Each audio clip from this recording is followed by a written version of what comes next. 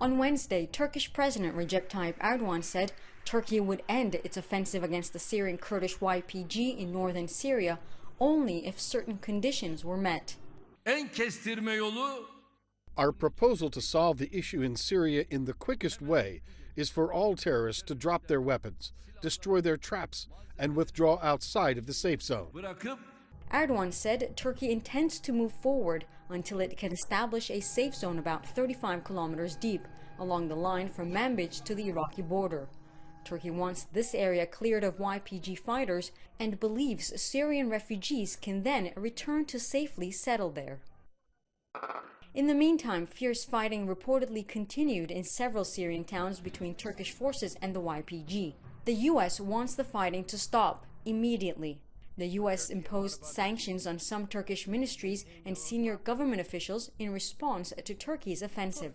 But so far that has not dissuaded Ankara. On the contrary, Turkey's Foreign Minister Mevlut Çavuşoğlu has announced Turkey would have a reciprocal response.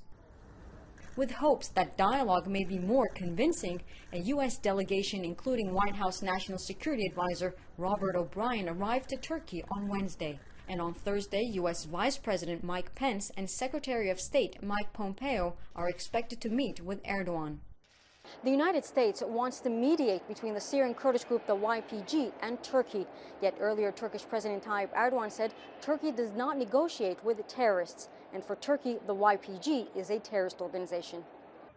Meanwhile, with U.S. troops pulling out of the region, the YPG struck a deal with the Syrian government that led to the Syrian army's deployment in the key town of Manbij.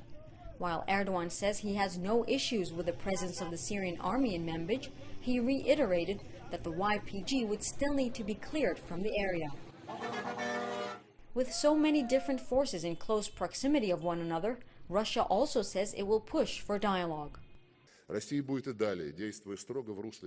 Russia will continue to act strictly within the confines of international law and the UN resolution to implement the agreement between Damascus and the Kurds, as well as facilitating cooperation between the Syrian and Turkish authorities to bring security to their joint border as laid out in the 1998 Adana Agreement.